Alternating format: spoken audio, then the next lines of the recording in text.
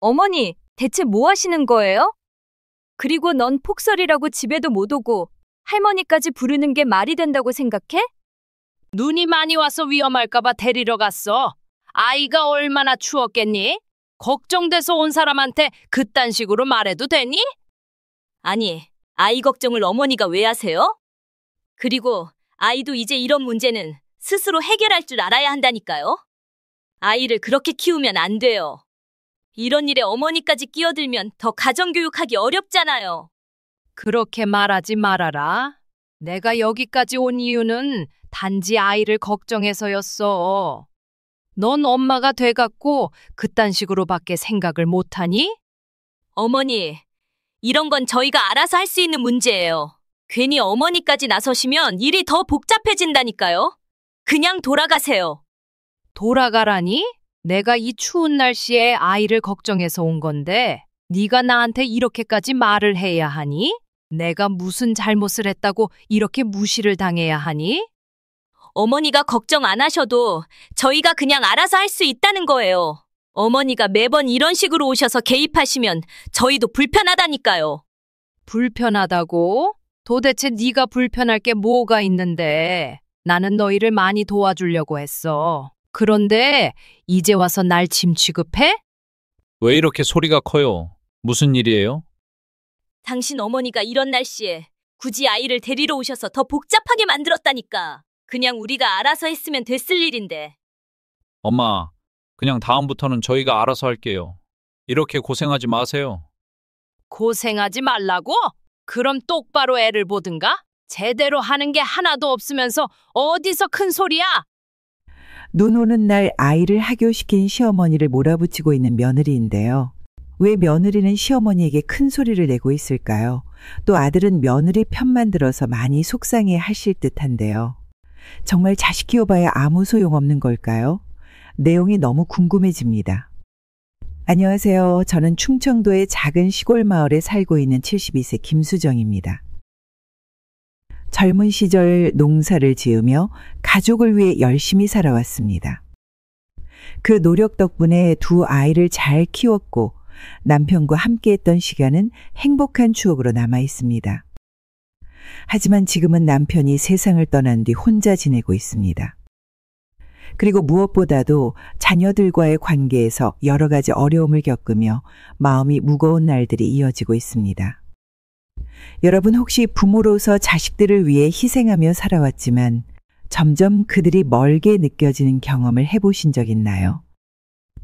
오늘 저는 저의 이야기를 통해 이런 마음을 나누고 싶습니다.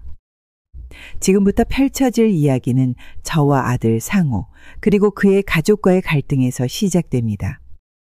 사랑했던 가족과의 관계가 어떻게 멀어지고 또 이를 극복하기 위해 어떤 노력을 했는지 제 이야기를 들려드리려고 합니다. 제가 살아온 이야기를 통해 공감과 위로 그리고 충고도 함께 나누고 싶습니다. 또한 여러분의 따뜻한 조언과 격려가 큰 힘이 될 것입니다. 지금 이 영상을 보신다면 구독과 좋아요로 저를 응원해 주세요. 댓글로도 여러분의 생각을 남겨주신다면 정말 감사하겠습니다. 명절 준비를 하면서도 저는 늘 아이들에 대한 기대와 함께 작은 일상에서 위안을 찾곤 했습니다. 어느 날 명절을 앞두고 아들에게 줄 선물을 직접 만들기로 마음먹었습니다. 시장에서 가장 부드러운 천을 골라 몇 주 동안 바느질하며 정성을 들여 담요를 만들었습니다. 바늘이 손끝을 스칠 때마다 이걸 보면 우리 아이들이 얼마나 따뜻할까라는 생각에 마음이 훈훈해졌습니다. 명절 아침 손자 혜원이에게 줄 작은 선물도 준비했습니다. 몇 달 동안 모은 돈으로 사탕과 과자를 사고 선물 포장을 하면서 손자 얼굴을 떠올렸습니다. 아이가 할머니 최고예요 라고 웃으며 달려올 것 같은 상상을 하니 기다림도 설렘으로 바뀌었습니다. 그런데 명절 하루 전날 저는 시장에서 이웃과 이야기를 나누다 한 가지 사실을 알게 되었습니다. 아들 가족이 이사를 갔다는 것이었습니다. 저는 믿기지 않아 집에 돌아오자마자 전화를 걸었습니다. 한참 기다려서야 아들이 전화를 받았습니다. 아, 맞아요. 갑자기 결정된 거라 엄마께 말씀 못 드렸어요. 어차피 엄마는 이사 도와줄 수 없잖아요. 그리고 이사가 너무 힘들어 명절엔 쉬어야 할 것 같아요. 그 말을 듣는 순간 마음이 찢어질 것 같았습니다. 아이들이 올 거라 믿고 준비한 음식들과 선물, 그리고 마음속 설렘까지 한순간에 무너져 내렸습니다. 그저 멍하니 선물 포장된 사탕과 담요를 바라보며 한숨만 나왔습니다. 명절 당일 차려진 상은 여전히 빈자리로 남아 있었습니다. 손수 만든 음식을 혼자서 먹으려니 목이 메어 제대로 삼키지도 못했습니다. 한참 동안 그 자리에 앉아 있다 결국 방으로 들어가 앨범을 꺼냈습니다. 앨범 속에는 아들이 어릴 때 제가 만든 음식을 먹으며 웃던 모습들이 고스란히 담겨 있었습니다. 그 행복했던 기억들이 눈물과 함께 되살아났습니다. 며칠 후 아들 가족이 다녀갔다는 이야기를 들었습니다. 친구를 만나러 왔으면서 집에 오지 않고 저를 보러 오지 않았다는 사실에 마음에 상처가 남았어요. 직접 만든 담요와 선물은 결국 쓸모없어졌고 준비했던 음식은 다 식어버린 채로 쓰레기통에 들어갔습니다. 그날 이후로 저는 더 이상 아이들을 위해 무언가를 준비하는 것이 맞는지 스스로에게 물었습니다. 하지만 다음 명절이 오면 또다시 음식을 만들고 선물을 준비하게 될 것을 알았습니다. 그렇게라도 하지 않으면 제 마음속 남아있는 기대가 완전히 사라질 것 같았기 때문입니다. 그런데 명절 이후 어느 날 시장에 갔다가 또 다른 소식을 듣게 되었습니다. 아들 가족이 함께한 여행 사진이 SNS에 올라왔다는 이야기였습니다. 사람들이 사진을 보며 행복해하는 모습을 이야기했을 때 저는 말없이 고개를 끄덕일 수밖에 없었습니다. 가족의 즐거움이 저와는 상관없다는 현실이 다시금 저를 아프게 했습니다. 집으로 돌아오는 길 쌀쌀한 바람 속에서 이런 생각이 들었습니다. 내가 정말 가족에게 이렇게까지 필요 없는 존재가 된 걸까? 마음이 무거워져서 한참을 걸었습니다. 하지만 그날 밤에도 저는 다시금 다음 명절에 대한 희망을 품으며 눈을 감았습니다. 어느 날 오후 부엌에서 김치를 담그고 있을 때 전화가 울렸습니다. 아들의 목소리가 들리자마자 반가운 마음에 수화기를 단단히 쥐었습니다. 하지만 아들의 첫 마디는 제 기대와 달랐습니다. 엄마, 요즘 사업이 너무 힘들어요. 그래서 할 말이 있는데. 목소리 끝에 묘한 망설임이 느껴졌지만 무슨 일이든 들어주고 싶어 귀를 기울였습니다. 엄마가 가지고 계신 땅을 좀 팔면 안 될까요? 그 돈이 있으면 지금 상황을 이겨낼 수 있을 것 같아요. 투자도 하고 우리 가족도 좀 더 안정적으로 살 수 있을 텐데. 그 말을 듣는 순간 심장이 철렁 내려앉았습니다. 그 땅은 남편이 세상을 떠난 뒤에도 제가 마음을 다잡을 수 있었던 마지막 울타리였습니다. 잠시 말문이 막혀 아무 말도 할 수 없었습니다. 겨우 목소리를 가다듬어 대답했습니다. 그 땅은 내가 가진 전부야. 아빠와 함께 일구고 우리가 이룬 모든 걸 담고 있어. 그걸 쉽게 팔 순 없단다. 그러나 제 대답은 아들에게는 받아들여지지 않는 듯 했습니다. 엄마는 이제 나이도 많고 필요한 것도 없잖아요. 우리 가족을 위해 도와주는 게 더 중요한 거 아니에요? 그 순간 가슴 한편에서 무언가가 뜨겁게 올라왔습니다. 평생 동안 아들을 위해 애써왔던 시간이 한순간에 부정당하는 기분이었습니다. 나이 많다는 말 한마디가 너무 무겁게 다가왔습니다. 그가 가족이라고 말했지만 그 말 속에는 제 존재가 없는 것처럼 느껴졌습니다. 전화를 끊고 나서 한참 동안 움직이지 못했습니다. 손은 떨렸고 머릿속은 복잡한 생각들로 가득 찼습니다. 내가 이렇게까지 희생하며 살아왔는데 이제는 짐처럼 여겨지는 걸까? 나의 모든 노력이 과연 헛된 것은 아니었을까? 그날 밤 서랍 깊숙이 넣어둔 장부를 꺼냈습니다. 남편과 함께 땅을 사기 위해 고생하며 기록했던 작은 숫자들 하나하나를 보면서 그 시절의 고된 날들이 떠올랐습니다. 남편이 병이 들면서도 그 땅을 지키려고 노력했던 모습이 선명히 기억났습니다. 그 순간 눈물이 멈추지 않았습니다. 다음날 아들의 부탁이 내내 머릿속을 떠다니며 마음을 무겁게 만들었습니다. 제가 가진 것은 많지 않았지만 아들이 얼마나 힘들었으면 그런 부탁을 했을까 하는 생각도 들었습니다. 저녁에 시장에 가는 길, 이웃들과 이런저런 이야기를 나누던 중 마음 한편이 더욱 아려왔습니다. 수정 씨는 땅이 있으니 걱정 없겠어요. 요즘 땅값이 많이 올랐다는데 팔아볼 생각 없으세요? 그 말을 들으며 아들의 말이 다시 떠올랐습니다. 하지만 저는 고개를 젓고 말했습니다.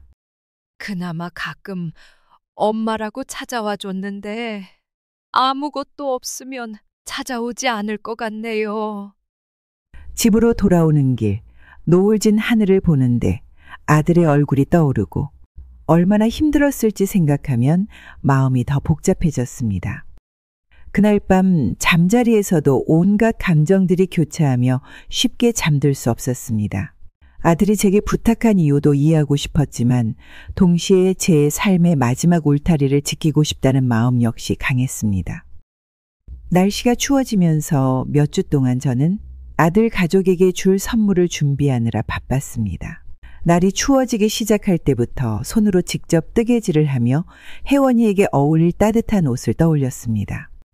시장에서 가장 부드럽고 포근한 실을 골랐고 혜원이 피부에 닿아도 괜찮은 소재인지 몇 번이고 만져보며 확인했습니다.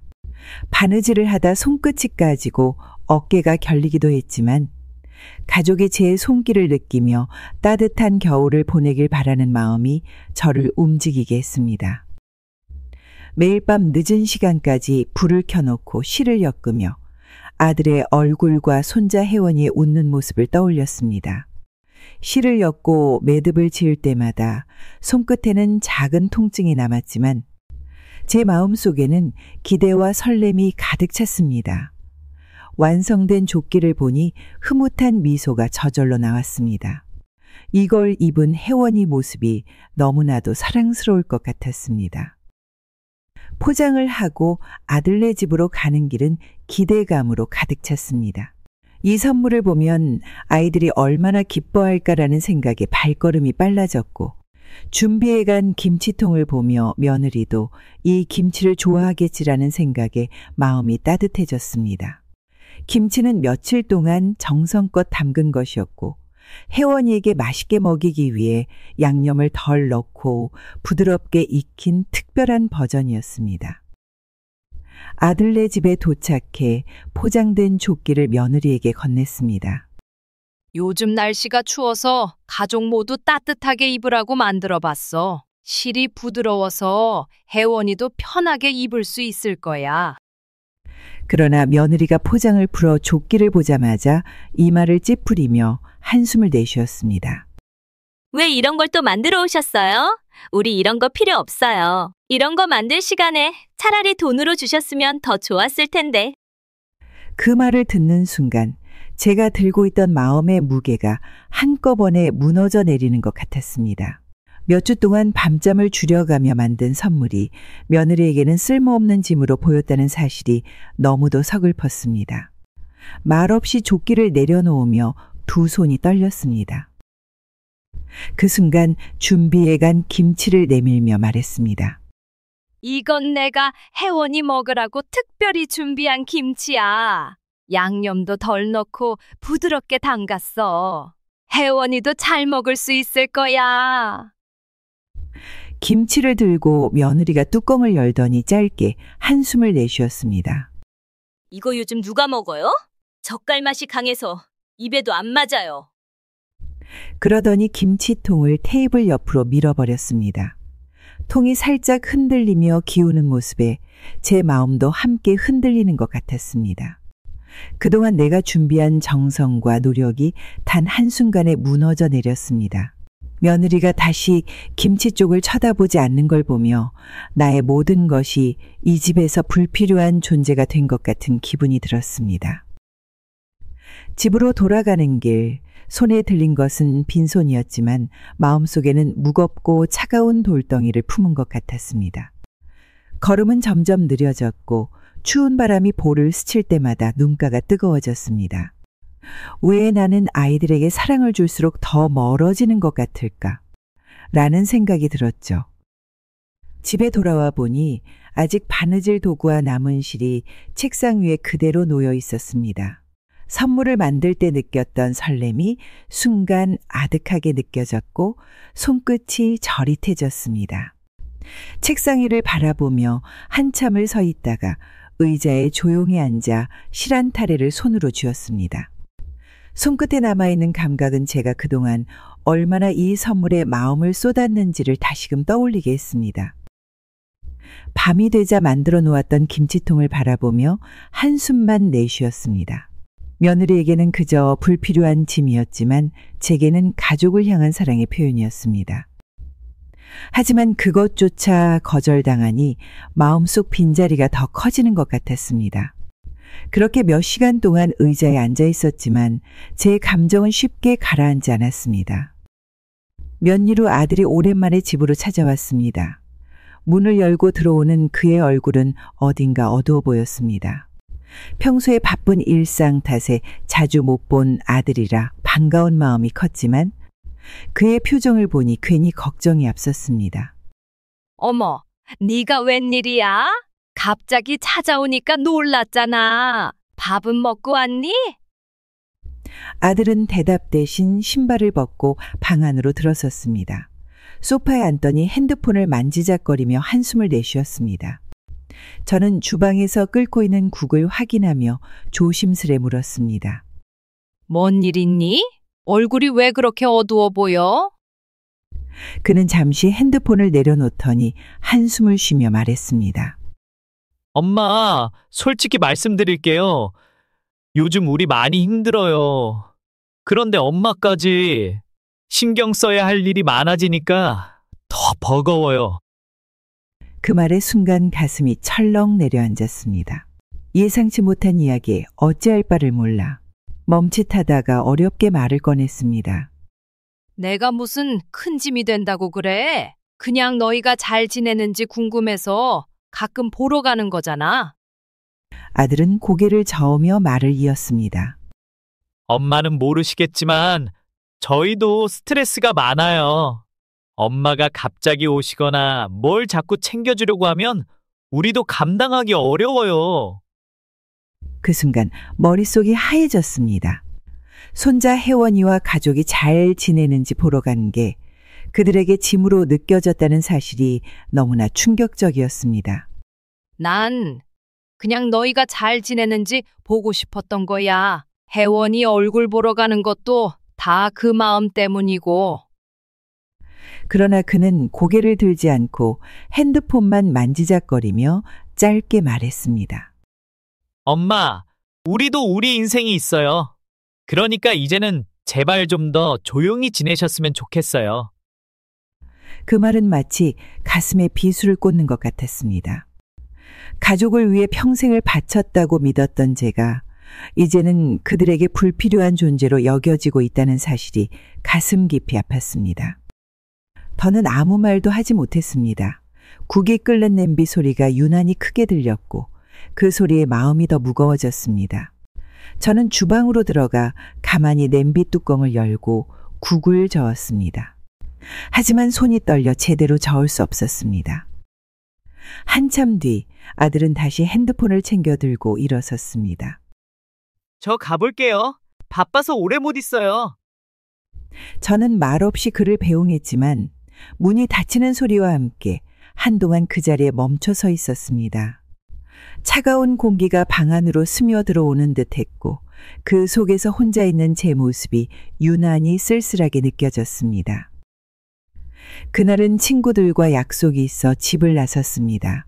오랜만에 외출하는 길이라 기분이 좋았고 마침 아들네 집 근처라 반찬 몇 가지를 챙겨두고 가기로 했습니다. 며칠 전부터 장조림, 멸치볶음, 그리고 손수 담근 김치를 정성스럽게 준비했습니다. 특히 혜원이가 잘 먹는 멸치볶음을 떠올리며 간도 맞추고 양념도 부드럽게 했습니다.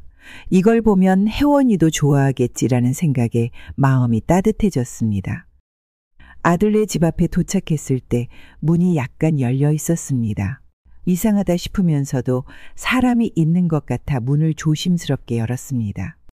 안쪽에서 주방 쪽으로 말소리가 들렸고 반찬을 식탁 위에 두고 나가려던 저는 발길을 멈췄습니다. 안에서 아들의 목소리가 들렸습니다. 엄마는 진짜 왜 자꾸 이러시는지 모르겠어. 뭐만 하면 챙겨오고 솔직히 부담스러워. 그 말을 듣는 순간 손에 든 반찬 가방이 무겁게 느껴졌습니다. 기쁜 마음으로 준비했던 것들이 한순간에 짐처럼 여겨지는 것 같았습니다. 우리도 요즘 진짜 정신없는데. 그런데 또 뭐 잔뜩 가져오시면 이것저것 신경 써야 하고 솔직히 좀 힘들어. 그냥 가만히 계시면 좋겠어. 그녀의 목소리에는 짜증이 섞여 있었습니다. 제 마음을 알아주기는커녕 제 정성이 짐처럼 느껴졌다는 말에 가슴이 철렁 내려앉았습니다. 다른 집 부모님들은 이렇게 안 하잖아. 엄마만 왜 자꾸 그러는지 모르겠어. 그냥 좀 우리 일에 신경 안 썼으면 좋겠어. 그 말이 끝나자 더 이상 그 자리에 있을 수가 없었습니다. 아들의 말이 제 가슴 깊이 박혔습니다. 제가 그들에게 짐처럼 여겨지고 있다는 사실이 너무나 충격적이었습니다. 그동안 가족을 위해 애써왔던 마음이 한순간에 부정당하는 것 같았습니다. 1년 애의 번정도 보면 딱 좋을 듯 싶다. 그녀의 말이 끝나는 순간 손이 떨리고 다리에 힘이 풀리는 것 같았습니다.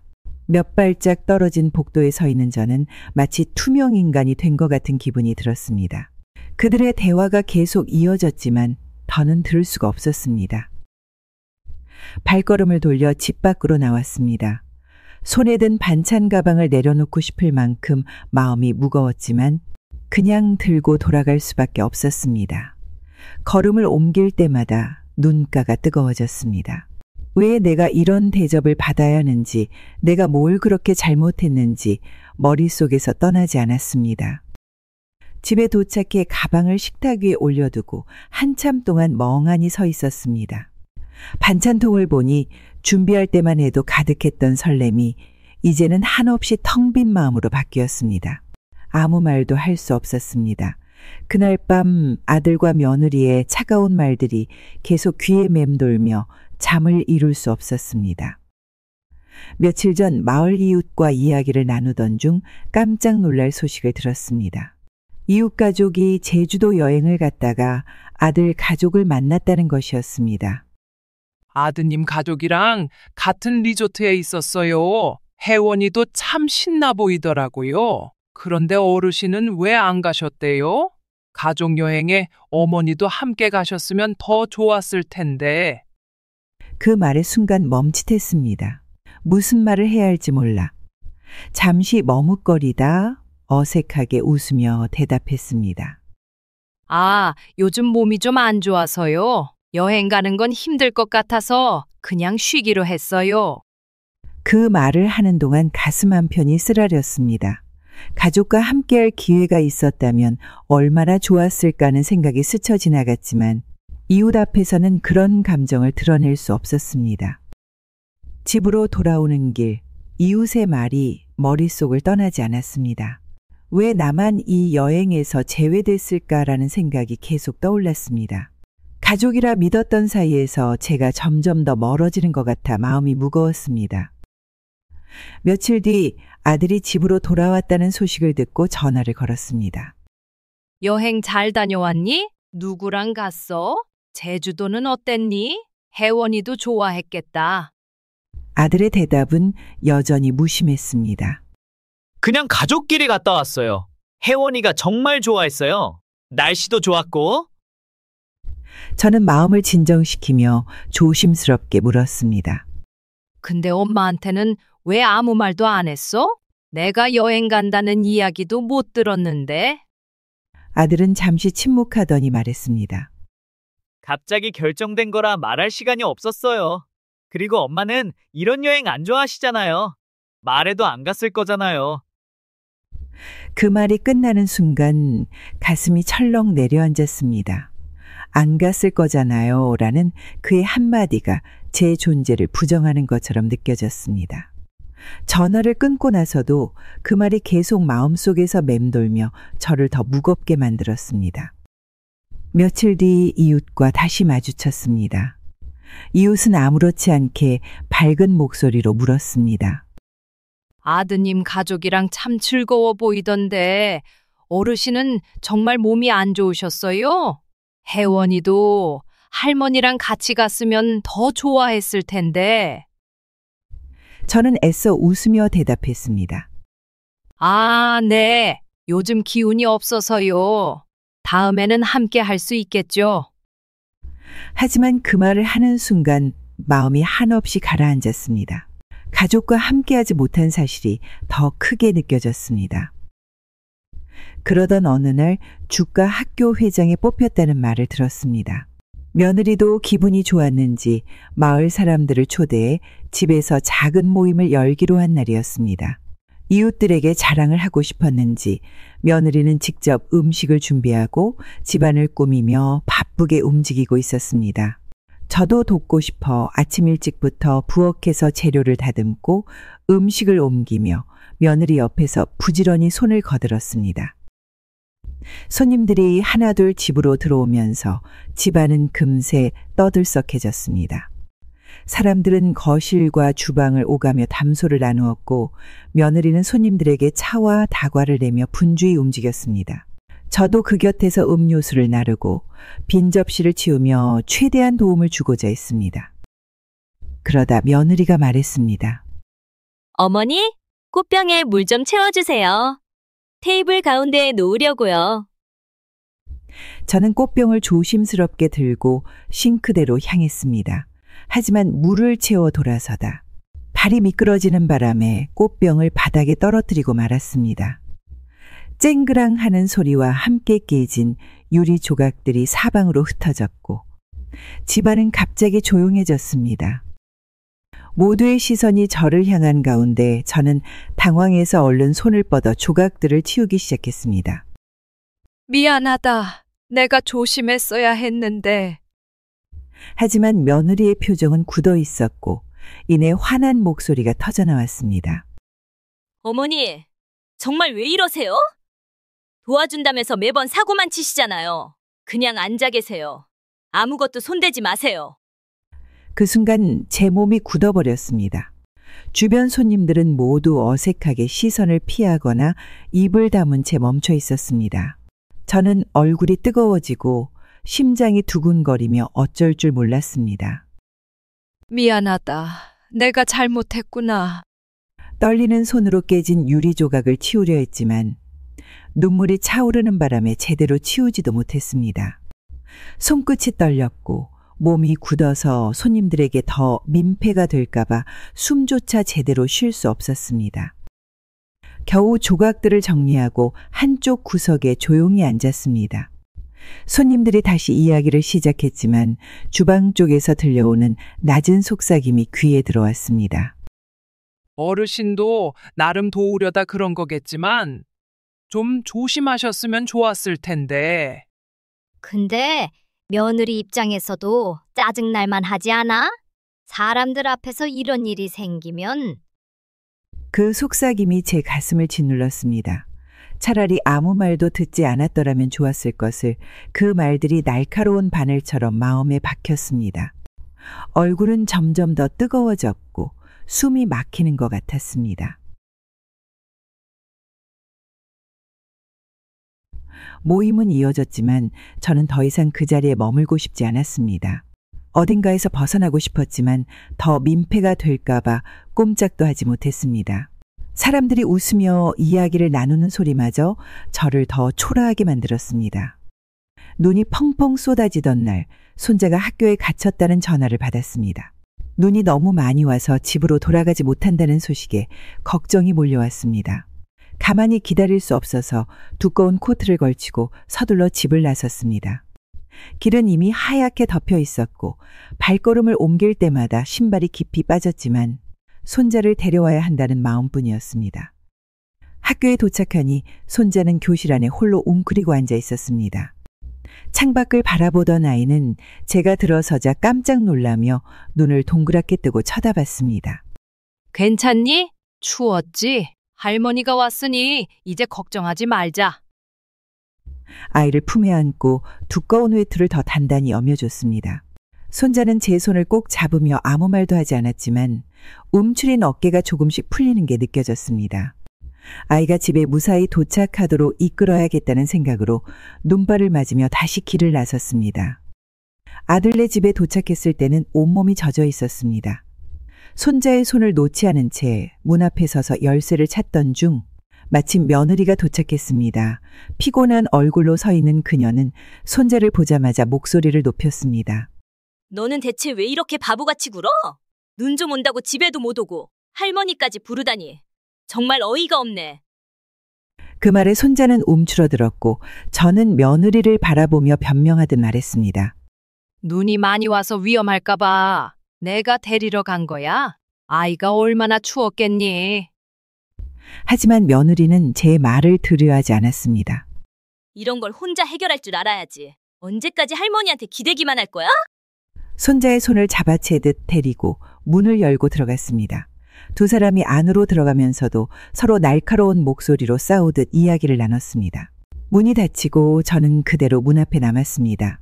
발끝에서부터 서서히 차가운 감각이 퍼지는 것 같았지만 마음속 허전함이 더 크게 다가왔습니다.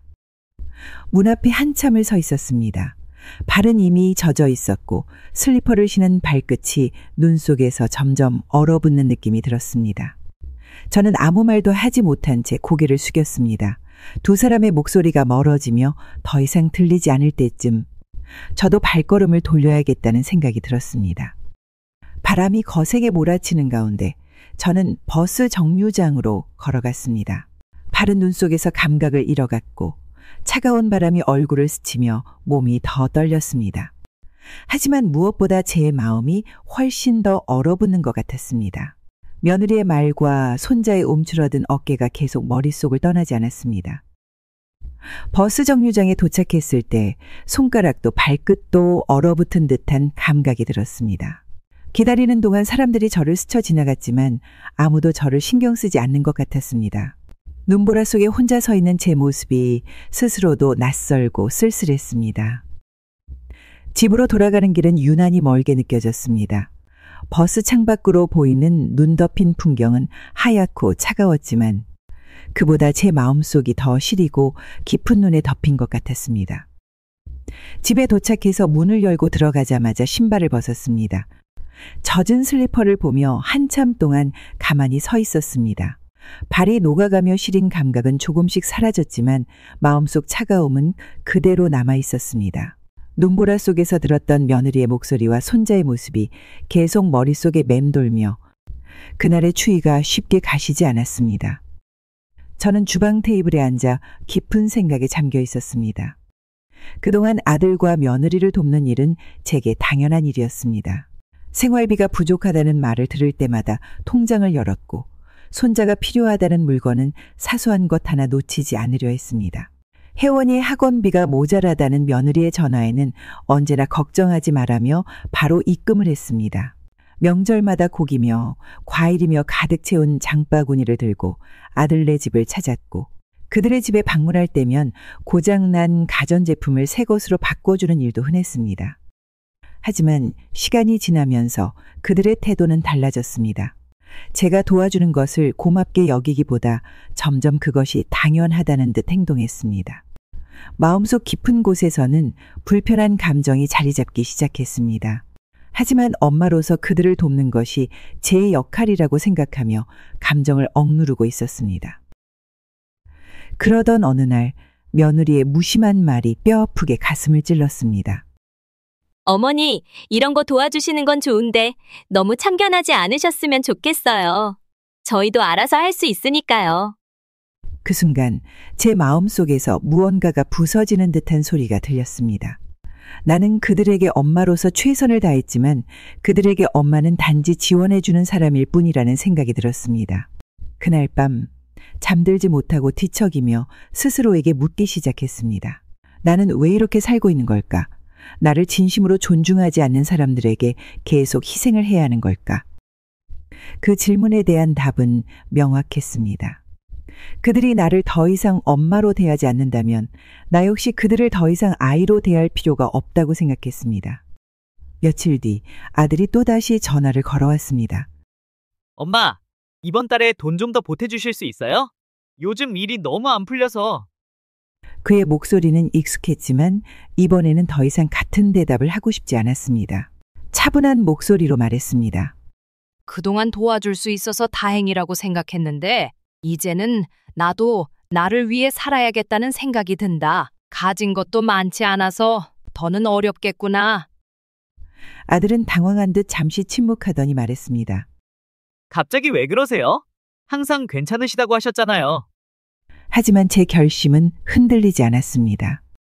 이제 너희가 스스로 해결할 때가 된 것 같아. 나도 앞으로를 준비해야 하고 너희도 너희 힘으로 살아가야지.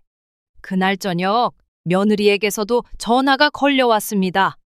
어머니, 이번에는 정말 조금만 도와주시면 안 될까요? 혜원이 학원비도 밀렸고. 그녀의 간청이 귀에 닿았지만 저는 한결같이 대답했습니다. 미안하구나. 하지만 앞으로는 너희가 스스로 방법을 찾아야 할 것 같다. 내가 늘 곁에 있을 수 없다는 걸 너희도 알잖니? 몇 주가 지나며 아들과 며느리의 연락이 점점 줄어들었습니다. 처음에는 그들이 제 결정을 받아들이고 스스로 해결하려고 노력하는 과정이라고 생각했습니다. 하지만 시간이 지날수록 불안감과 고독감이 밀려왔습니다. 내가 너무 갑작스럽게 끊은 건 아닐까, 그들에게 상처를 준 건 아닐까 하는 후회가 문득문득 고개를 들었습니다. 어느 날 아들로부터 오랜만에 전화가 왔습니다. 엄마, 요즘 잘 지내세요? 이제 저희도 조금씩 괜찮아지고 있어요. 그래도 힘들었던 시간 덕분에 뭔가 배운 것도 있는 것 같아요. 그의 목소리는 여유로웠고 상황이 나아진 것 같아 다행이라는 생각이 들 법도 했습니다. 하지만 마음 한구석에서는 묘한 불편함이 스멀스멀 올라왔습니다. 그래, 이제는 좀 괜찮아진 거니? 어떻게 해결했니? 아들은 가볍게 대답했습니다. 은행에서 대출 좀 받았어요. 어쩔 수 없더라고요. 근데 뭐 앞으로 더 열심히 일하면 되죠. 그 말을 듣는 순간 저는 말없이 핸드폰을 쥐었습니다. 그동안 내가 내린 결정을 그가 얼마나 가볍게 여겼는지, 그리고 그것이 단순히 또 다른 문제를 미루는 선택이었음을 깨달았습니다. 그래, 잘 생각해서 했겠지. 앞으로는 더 신중하게 해야 할 거야. 아들은 대수롭지 않게 대답했습니다. 네, 알아요. 근데 엄마도 너무 걱정하지 마세요. 저희 알아서 잘할 테니까요. 전화를 끊은 뒤 깊은 한숨이 터져 나왔습니다. 내가 기대했던 변화는 그저 나만의 기대였던 걸까? 결국 스스로 해보라는 내 결정은 그들에게 또 다른 방식의 의존으로 이어졌다는 생각에 마음이 무거워졌습니다. 방 안은 고요했고 핸드폰을 내려놓으며 다시금 스스로에게 묻지 않을 수 없었습니다. 나는 정말 이 결정으로 그들에게 진정한 도움을 준 걸까? 창밖에는 여전히 차가운 바람이 불고 있었습니다. 하지만 그보다 더 싸늘한 것은 마음속 깊이 자리 잡은 무력감과 내가 한 선택에 대한 끝없는 의문이었습니다. 햇살이 창문을 비추던 아침, 저는 부동산 중개사에게 전화를 걸어 결심을 이야기했습니다. 제가 가진 땅을 팔려고 합니다. 가능한 좋은 조건으로 진행해 주세요. 땅을 팔겠다는 결정은 제게 쉽지 않은 일이었습니다. 그 땅은 제 삶의 땀과 노력이 고스란히 배어있는 곳이었고 평생을 함께했던 곳이었습니다. 하지만 저는 더 이상 과거에 머물러 있을 수 없다는 생각이 들었습니다. 새로운 시작이 필요하다고 믿었기 때문에 두려움보다는 결심이 앞섰습니다. 며칠 뒤 부동산 사무실에서 중개사를 만나 자세한 이야기를 나누게 되었습니다. 중개사는 제게 이런 말을 건넸습니다. 어르신, 이 땅은 가치가 꽤 있는 편입니다. 지금 좋은 조건으로 팔 수 있을 것 같아요. 그런데 혹시 앞으로 어떻게 하실 계획인지 정하셨나요? 저는 잠시 망설였지만 이미 마음은 결정을 내린 상태였습니다. 아직 구체적인 계획은 없지만 팔고 난 뒤에 그 돈으로 뭔가를 새롭게 시작하고 싶습니다. 중개사는 고개를 끄덕이며 권유했습니다. 요즘 상가 투자가 좋습니다. 시내 중심가에 소형 상가를 구입하시면 안정적으로 월세 수익을 받을 수 있어요. 직접 관리도 가능하니 어르신께도 잘 맞을 것 같습니다. 그의 말을 들으며 마음이 움직이기 시작했습니다. 상가라는 단어는 제게 낯설었지만 땅을 판 뒤 그 돈을 어떻게 활용할지 구체적으로 고민할 필요가 있다는 것을 깨달았습니다. 그날 이후 저는 시내 중심가 상가 정보를 찾아보는 일에 몰두했습니다. 인터넷으로 관련 자료를 찾아보고 실제로 부동산에 방문해 상담도 받았습니다. 가게마다 임대료와 관리비, 예상 수익률을 꼼꼼히 비교하며 제게 맞는 곳을 찾으려 노력했습니다. 어느 날 부동산 중개사와 함께 시내를 돌며 소형 상가 몇 곳을 둘러보았습니다. 첫 번째 상가는 작은 카페가 운영 중이었고 손님들이 끊임없이 드나들며 활기가 넘쳤습니다. 두 번째 상가는 동네 서점으로 조용한 분위기 속에서 사람들이 책을 고르는 모습이 평화로워 보였습니다. 이 두 곳 모두 현재 임대가 잘 유지되고 있습니다. 임대료도 매달 안정적으로 받을 수 있는 조건이에요. 어르신께서 관리하시기도 수월할 겁니다. 저는 그곳들을 하나씩 돌아보며 메모를 남겼습니다. 카페의 밝은 분위기와 서점의 따뜻한 정서를 떠올리며 이 공간들이 단순한 수익 창출의 수단을 넘어 누군가의 꿈과 연결되어 있다는 생각에 마음이 설레었습니다. 몇 주 후 땅이 좋은 조건으로 계약되었고 저는 그 돈으로 두 상가를 매입했습니다. 계약을 마치고 부동산 사무실에서 나오는 길, 머릿속에는 두 곳의 상가가 그려졌습니다. 상가를 직접 소유하게 된 날, 저는 가게를 다시 찾아가 내부를 둘러보았습니다. 한쪽에는 카페에서 흘러나오는 커피 향기가 코끝을 간지럽혔고, 다른 쪽에는 서점 주인이 책을 정리하며 손님들과 이야기를 나누고 있었습니다. 그 광경을 보고 상가를 나오며 한참 동안 하늘을 바라봤습니다. 마음속에는 아쉬움과 후련함이 교차했습니다. 두 상가는 각각 월 60만 원씩 총 120만 원의 임대료를 약속받았습니다. 이제는 경제적으로 120만 원이 추가로 들어오니 그 누구에게도 의지하지 않아도 된다는 현실이 마음을 조금이나마 가볍게 만들었습니다. 하지만 시간이 지나도 아들은 여전히 제 결정을 받아들이지 못했습니다. 몇 주 뒤 아들이 제게 다시 찾아왔습니다. 엄마, 그 땅 왜 그렇게 팔아버리셨어요? 그냥 두셨으면 나중에 훨씬 더 가치가 올랐을 텐데 왜 굳이 지금 처분하셨어요? 그의 말은 마치 제가 큰 실수를 한 사람처럼 들렸습니다. 저는 차분히 대답했습니다. 이건 내 땅이었고 내 결정이다. 앞으로 내가 살아가는데 필요하다고 생각해서 선택한 거야. 하지만 아들은 짜증 섞인 목소리로 말했습니다. 그러면 저희는요? 그 땅은 제 거라고 생각했는데 이제는 뭐가 남아요? 왜 이런 결정을 하신 거예요? 그 순간 제 가슴 속에서는 묘한 분노와 씁쓸함이 일었습니다. 내가 너희를 위해 평생 해온 것들만으로 충분하지 않니? 너희를 위해 살아온 세월이 있었지만 이제는 내 삶을 내가 선택하고 싶어서 그런 거야. 그 말에 아들은 더는 대꾸하지 않았습니다. 무거운 발걸음으로 문을 나서는 그의 뒷모습을 보며 제 마음도 묵직해졌습니다. 다음 달 첫 임대료가 통장에 들어왔습니다. 120만 원이라는 금액은 제가 경제적으로 자유로워졌다는 상징처럼 느껴졌습니다. 하지만 그 돈을 보며 느껴야 했던 기쁨은 오래가지 않았습니다. 그보다는 가족과의 멀어진 거리감이 더 크게 다가왔습니다. 햇살이 따스하게 비추던 어느 아침, 저는 작은 테이블에 앉아 새로 산 캔버스를 펼쳐놓고 있었습니다. 그림을 그리고 싶다는 마음은 오래전부터 품고 있었지만 항상 다른 일이 우선이었습니다. 이제는 달랐습니다. 오랜 고민 끝에 저는 제 시간을 저를 위해 쓰기로 결심했습니다. 물감의 뚜껑을 여는 순간 설렘과 긴장이 동시에 느껴졌습니다. 오늘은 어떤 색을 사용해볼까 하는 생각에 미소가 번졌습니다. 그때 전화벨이 울렸습니다. 화면에 뜬 이름은 아들이었습니다.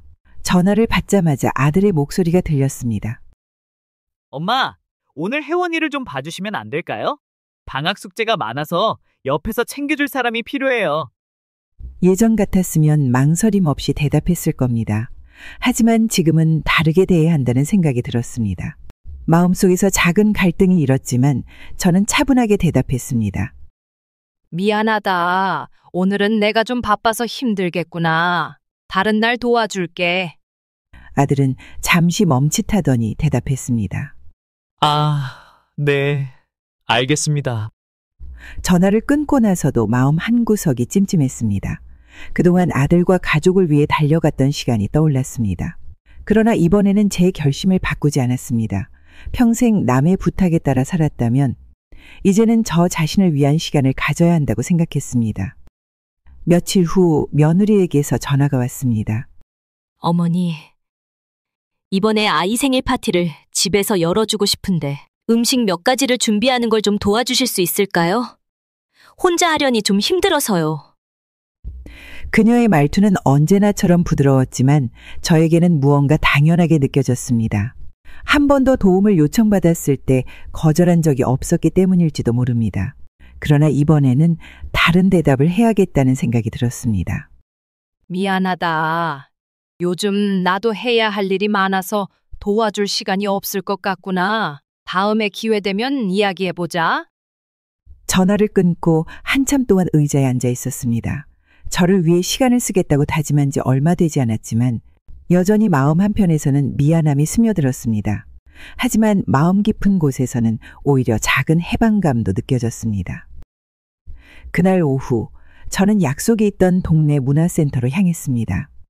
요즘 배운 그림 수업은 저에게 새로운 즐거움을 선사하고 있었습니다. 선생님의 설명을 듣고 물감을 섞는 동안 복잡했던 머릿속이 차분해졌습니다. 수업이 끝난 후 친구들과 차를 마시며 소소한 이야기를 나눴습니다. 요즘 좋아 보이세요. 뭔가 달라지신 것 같아요. 이제야 나를 위한 시간을 가져보고 있어요. 늦었지만 그래도 시작해서 다행이죠. 친구들의 웃음소리에 저도 자연스레 미소가 번졌습니다. 오랜만에 느껴보는 평화로운 시간이었습니다. 며칠 뒤 아들과 며느리가 저를 만나러 집으로 찾아왔습니다. 아들은 약간 짜증 섞인 목소리로 물었습니다. 엄마, 요즘 왜 이렇게 바쁘세요? 전에는 뭐든 바로 도와주시더니 갑자기 왜 그러시는지 모르겠어요. 그의 말투에는 섭섭함이 느껴졌습니다. 저는 잠시 그를 바라보다가 차분히 말했습니다. 이제는 나도 나를 위해 살려고 한다. 내가 어렸을 때는 내가 늘 너를 위해 살았고 너희가 힘들 때도 내가 항상 도왔지. 그런데 이제는 내가 하고 싶은 일을 하며 살아도 괜찮지 않겠니? 아들은 말없이 고개를 숙였고 며느리는 고개를 돌린 채 아무 말도 하지 않았습니다. 그들의 반응에 서운함이 없었다면 거짓말이겠지만 저는 제 결심을 굽히지 않기로 했습니다. 저녁이 되어 캔버스 앞에 앉았습니다. 물감을 칠하며 창밖을 바라보니 노을이 지고 있었습니다. 제 그림은 아직 서툴고 부족했지만 오늘 하루 제 뜻대로 보낸 시간이 더없이 소중하게 느껴졌습니다. 비록 가족과의 거리가 조금 멀어진 것 같았지만 제 삶에 조금씩 찾아오는 평온을 느끼며 조용히 미소를 지었습니다. 늦은 저녁 거실에 앉아 창밖을 바라보았습니다. 창문에 비친 제 모습은 낯설게 느껴졌습니다. 얼마 전까지만 해도 아들과 며느리의 요청에 부지런히 움직였던 제가 이제는 그들의 도움 요청조차 받지 않는 상황에 놓여 있었습니다. 처음에는 그들이 스스로 해결하려는 모습을 보며 안도하기도 했습니다. 하지만 시간이 지나면서 그들의 거리감이 점점 느껴졌습니다. 며칠 전 손자 혜원이가 학교에서 상을 받았다는 소식을 듣고 기쁜 마음에 전화를 걸었습니다. 혜원이 상 받았다며? 축하해주고 싶어서 전화했어. 다음에 시간 되면 같이 축하 파티라도 하면 좋겠다. 아들은 짧게 대답했습니다. 감사합니다. 혜원이가 좋아할 거예요. 근데 요즘 일이 바빠서 파티는 어려울 것 같아요. 그 말 뒤로 대화는 빠르게 끝났습니다. 통화가 끝난 뒤에도 휴대폰을 내려놓지 못하고 한참을 바라봤습니다. 저에게 도움을 요청하던 그들의 목소리가 그리워졌다는 사실을 깨닫고 스스로 놀랐습니다. 며칠 뒤 동네 시장에서 며느리를 우연히 만났습니다. 장을 보고 있는 모습이 평소와 다르지 않았지만 저를 보자 그녀의 표정이 약간 굳어졌습니다. 어머니, 안녕하세요. 요즘 잘 지내시죠? 그녀의 목소리는 예의 바르게 들렸지만 마음 한편에서는 우리가 이전처럼 친밀하지 않다는 것이 느껴졌습니다. 그래, 잘 지내지. 너희는 요즘 어떠니? 힘든 건 없고? 며느리는 잠시 머뭇거리며 대답했습니다. 잘 지내고 있어요. 다들 바쁘긴 하지만 스스로 잘 해내고 있어요. 그 말을 들으며 마음이 묘하게 무거워졌습니다. 그들은 저를 더 이상 필요로 하지 않는 것처럼 보였지만 그것이 제가 바라던 모습인지 아니면 제가 그들에게서 점점 멀어지는 것인지 알 수 없었습니다. 그날 밤 창밖을 보며 생각했습니다. 내가 도움을 거절했던 날들이 떠올랐습니다. 그때는 내 결정을 당연하다고 여겼습니다. 하지만 지금 이 고요함 속에서 스스로에게 물었습니다. 이건 복수였을까? 아니면 나를 위해 선택한 길일까? 가족과 거리를 둔 후 찾아온 고요함은 처음에는 편안했지만 시간이 지나면서 서글퍼졌습니다. 아들과 며느리가 다시는 도움을 요청하지 않은 모습을 보며 제 마음은 복잡해졌습니다. 내가 이렇게 사는 게 맞는 걸까? 아니면 내가 만든 벽이 결국 우리를 더 멀게 만든 걸까? 그래서 여러분께 묻고 싶습니다. 저는 잘하고 있는 걸까요? 이렇게 사는 것이 정말 옳은 길일까요? 여러분의 생각이 듣고 싶습니다. 댓글로 제게 조언을 남겨주세요. 앞으로 어떻게 살아가야 할지 여러분의 의견을 들으며 고민해 보고 싶습니다. 그리고 제 이야기가 공감되셨다면 좋아요와 구독도 부탁드립니다. 여러분의 응원은 제게 큰 힘이 됩니다. 다음 이야기로 다시 찾아뵙겠습니다. 감사합니다.